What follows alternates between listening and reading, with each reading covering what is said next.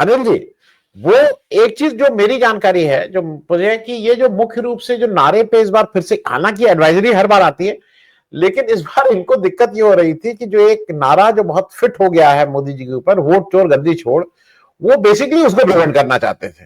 तो वो किसी भी तरह का वो क्योंकि ये उनको अब समझ में आ गया था कि वोट चोर गद्दी छोड़, वोट चोर गद्दी छोड़, ये लगातार उनका पीछा करेगा। तो शायद कुछ हमारे जो एक दो लोग हैं वो कहते हैं भाई एक ये भी कारण था जिसकी वजह से वो इतने सेंसिटिव थे। दूसरा, जो मेरी जितनी जो भी छोटी मोटी जानकारी है, कि अगर संचार साथी आपके यहाँ एक बार आ गया और उसने आपने हटा भी दिया, तो आपके फोन में अगर कोई भी एक वो आ जाता है, उसके बाद उसके उसके वो इम्प्रिंट्स रहते हैं, उसके फुटप्रिंट्स हरदम रहेंगे। ऐसा नहीं कि आपने हटा दिया तो आप बहुत सुरक्षित हो गए, वो रहेगा। तो आज ये सरकार आपकी एक एक चीज को देखना चाह रही, कितना खर्च कर रहे हैं, कहां खर्च कर रहे हैं, किससे मिल रहे हैं, किससे बात कर रहे हैं। तो अब ये भी एक चीज होगी कि मालूम नहीं क्या किस तरह से बात किया जाए। दूसरा, मैं एक चीज आपसे कहूं, क्योंकि ये एक बहुत बेसिक चीज की मैं मेरी समझ में नहीं आ रहा है, ये इन्यूमरेशन फॉर्म हम लोग क्यों भरें? मतलब इस पे मैं इसलिए बात करना चाह रहा हूं कि ये पॉलिटिकल पार्टी का ये कॉल नहीं हो सकता है, क्योंकि पॉलिटिकल पार्टी कॉल देंगी तो ये पॉलिटिकल बना दिया जाएगा। देखिए, समाजवादी पार्टी वालों ने कहा था कि मत भरो। ये पार्टी की बात नहीं है। As a voter of this country, जिसने इतने साल वोट दिया, मैं इन्यूमरेशन फॉर्म क्यों भरूं जो असम में नहीं भरवाया जा रहा है? असम में कोई इनोमिनेशन फॉर्म नहीं भराया जा रहा है। जो पुरानी प्रक्रिया थी, बीएलओ घर जा रहा है, घर में पूछ रहा है कि घर में, और जो होता था घर में कौन कौन रहता है, ये रहते हैं, अच्छा और कौन रहता है, ये लोग, किसी की डेथ हुई, किसी का वो हुआ, किसी का जन्म हुआ, कोई ये वो करके खत्म कर देता है। एक ये, और दूसरा ये बीएलए वाला, मैं अभी भी नहीं हूं, कोई पॉलिटिकल पार्टी बीएलए पे बोल ही नहीं रही है।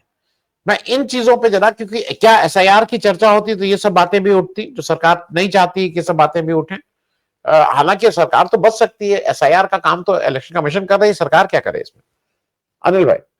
नहीं नहीं, देखिए, एक तो है क्या कि ये जो एसआईआर का मामला है, ये जो भी मामले हैं पूरा देश में, इस बात को मैं, ये जो अखिल साहब स्वामी साहब ने कहा, उससे मैं सहमत हूं कि विपक्ष से भी सवाल पूछने का अब टाइम आ गया है।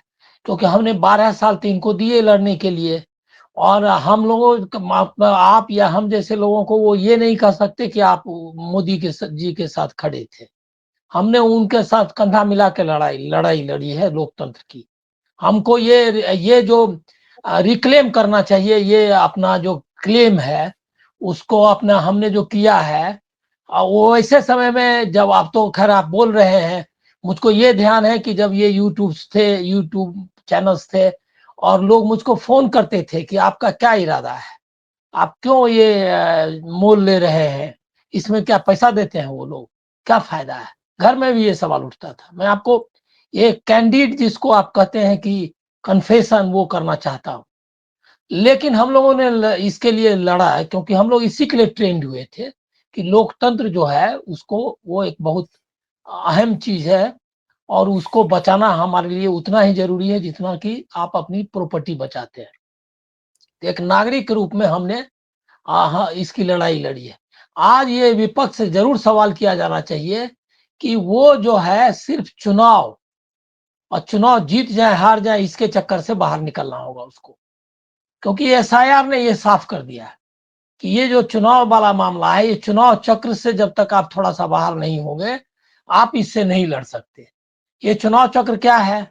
अभी बिहार में क्या हुआ, वोट चोरी का इतना बड़ा आंदोलन हुआ, लोगों ने बहुत साथ दिया। आप सोच नहीं सकते कि जो रिस्पांस था, कांग्रेस का कोई ऑर्गेनाइजेशन नहीं है बिहार में जिसको आप कहते हैं वर्थ मेंशनिंग, जिसको कि आप जिसकी चर्चा कर सकें।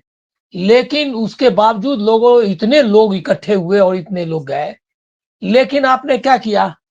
आप अंत में ये हो गए, प्रक्रियागत चीजों पर क्यों जा रहे हैं?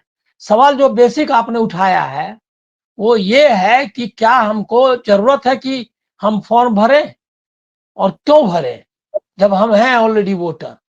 ये बेसिक सवाल है। और जो तरीका था अब तक, वो कैसे एक दिन में आपने उसको हटा लिया?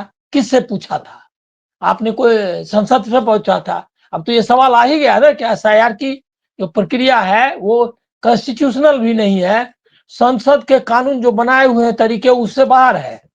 तो अब तो वो जवाब देगा, अब वो जवाब भी दे रहा है एरोगेंस के साथ कि विपक्ष इसको नैरेटिव बना रहा है फला। ये जवाब तुमसे कौन पूछ रहा है भाई?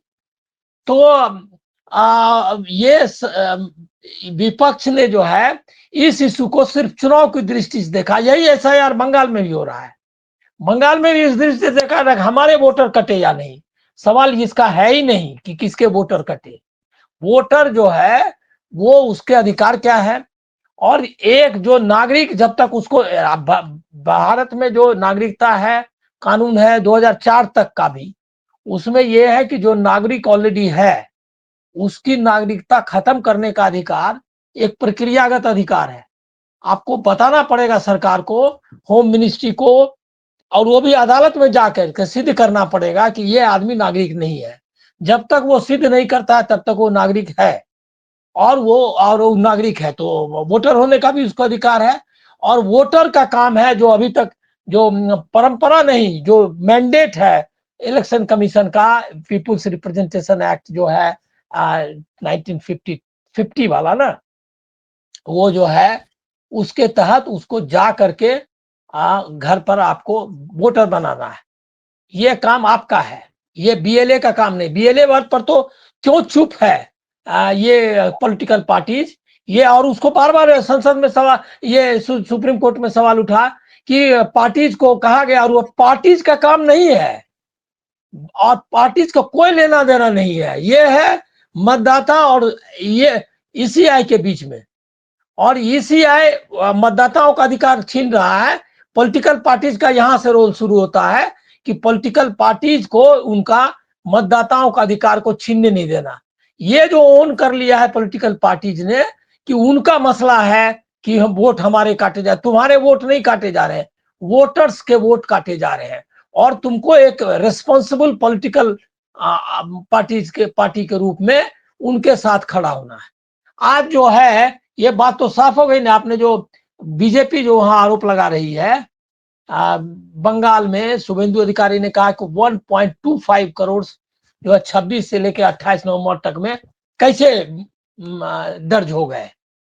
और ये जो है घपला किया है राज्य सरकार के कर्मचारियों ने और ऑफिसरों ने।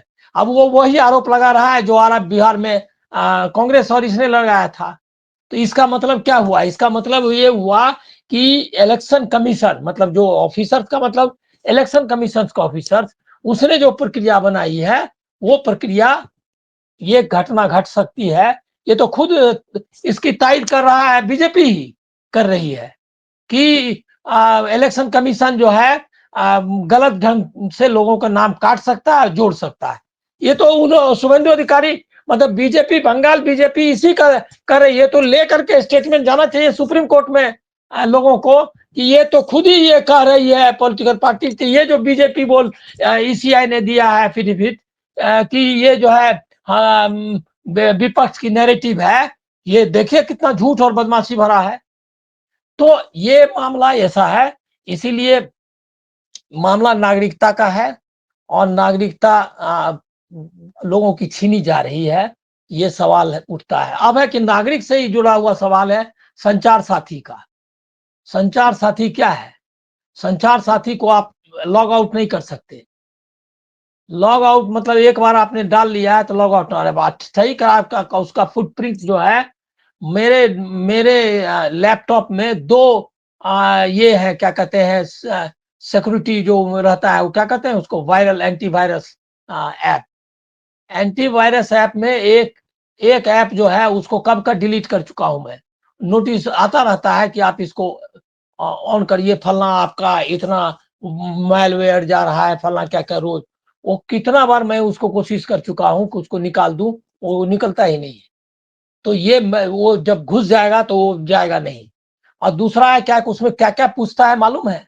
वो खुद पूछता है कि आपका कैमरा देख सकता हूं, आपका पढ़ सकता हूं मैसेजेज, वीडियो और जो भी मतलब मैसेजेज है सब मैसेज पढ़ सकता हूं। सब अधिकार तो ले ही लेगा, वो तो पूछ ही रहा है। और उसके बाद कह रहा है कि हम स्टोर नहीं करते डेटा। अरे तुम डेटा स्टोर नहीं करा, तू तो पेगासस के बारे में बताया ही नहीं कि तुम ये लाया या नहीं लाया, ये आज तक किसी को पता नहीं है किसने लाया, कहां से लाया, कौन लाया या लाया या नहीं। ये अभी तक सुप्रीम कोर्ट की भी जो कमेटी है वो नहीं बता पाई। वो तो जांच फांच सब हो गया, लेकिन आज तक हमको पता नहीं कि पेगासस इंडिया में है या नहीं है, क्योंकि ऐसा जवाब दिया उसको कि कहा सिक्योरिटी के लिए, फलना के लिए, क्या क्या, वही बात यहाँ बोल रहा है। और एक्सपर्ट्स जो है, जो हायर्ड एक्सपर्ट, इंडिया में एक चीज मानूंगा, आप कहना होगा कि हम लोग सबसे जो है बेईमान लोगों की सभ्यता से हमारी संस्कृति है, ये हमारे जड़ों में है। वहां पर वो ऑफिसर्स जो है अमेरिका में, जो ट्रंप के साथ काम करने वाला, वो भी टेस्ट जा करके शपथ लेकर के सच्ची बात बताएगा कि ये गड़बड़ किया ट्रंप ने। लगातार बिल क्लिंटन सबके लोगों ने उसके जो बहाल किए ऑफिसर, वहां तो ऐसा है कि कोई बहाली में कोई, मतलब कि वही बहाल करता है, मतलब प्रेसिडेंट ही अपने ऑर्डर से बहाल करता है अपने लोगों को। वो भी कम से कम इतनी ईमानदारी बरतता है कि बोलता है कि भाई ये जो है हमने गड़बड़ी की थी। और सीआईए तक के लोगों ने कांग्रेस के सामने टेस्टिफाई किया है और टेस्टिमनी दी है। और वो बोलते हैं हमारा इतना बेईमान है कि आज तक 11 साल में, 12 साल में रफाइल से लेकर के इतनी घटना हो गई, पेगासस हो गया, क्या क्या तमाशा हो गया, एक भी ऑफिसर, एक भी आईएएस अफसर डूब मरना चाहिए इस कंट्री को। अभी ये सभ्यता, संस्कृति, ईमानदारी, क्या क्या अध्यात्म और इसकी बात करता है। एक आदमी, एक ईमानदार आदमी नहीं निकला जो आके बताए कि ये क्या कर रहा, ये सरकार क्या कर रही है। तो हमारी, हम उस पर नहीं बढ़ता। उसके बाद अगर वो कोई कहे कि आपके यहाँ डाल देंगे ये और हम ये डेटा स्टोर नहीं कर रहे हैं, हम तो आपके, अच्छा देखिए कितना है, हम आपकी रक्षा के लिए, सब कुछ यही है, सुरक्षा। अरे सुरक्षा नहीं चाहिए तुम्हारी, सुरक्षा जो है ये अपोजिशन का स्टैंड सही है। क्यों सुरक्षा चाहिए भाई, किसकी सुरक्षा, कौन सुरक्षा? कुछ लोगों का ठीक कहा उन्होंने कि भाई जिनके पैसे अकाउंट्स, उससे लेन देन है, और जिनके अकाउंट्स में उतना है। मैं तो बोल रहा हूं कि हमारे अकाउंट्स अगर आज पूरा भी निकाल देगा तो हमारा कुछ बिगड़ने वाला नहीं है, इसीलिए कि 2-4 हजार रुपया से ज्यादा कुछ है ही नहीं।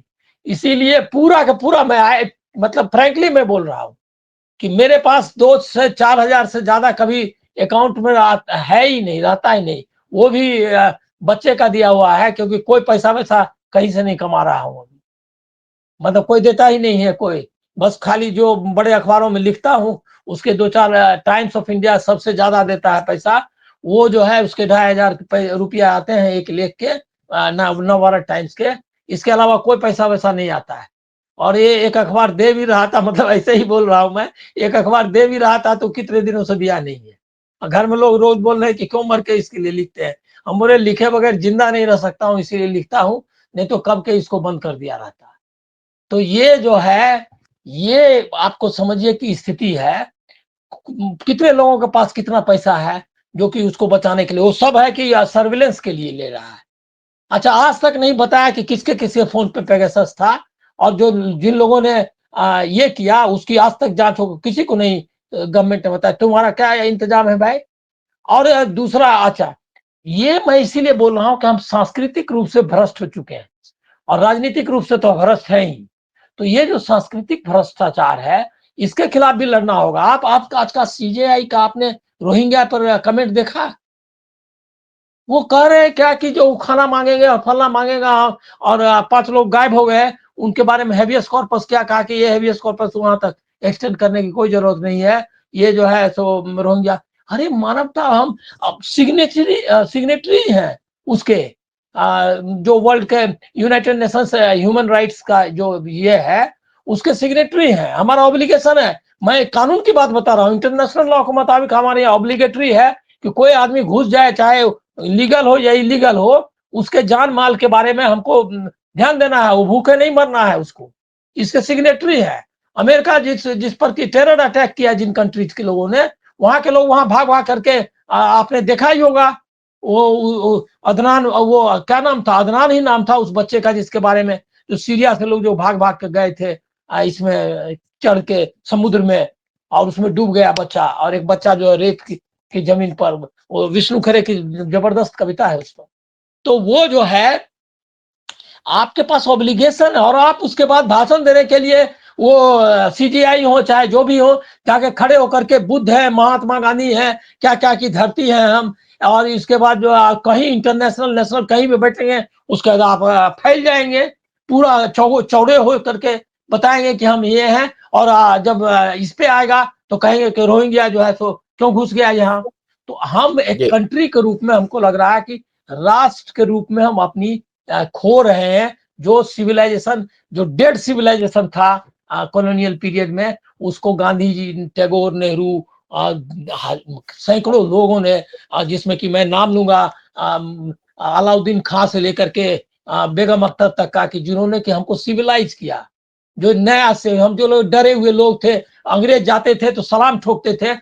मैं, मेरे दादा बताया करते थे कि अंग्रेज जब साहब बहादुर जाता था यहाँ से रोड पर से, तो एक सिक्का फेंक देता था और लोग जो है सो झुक करके ऐसे सलाम करते थे।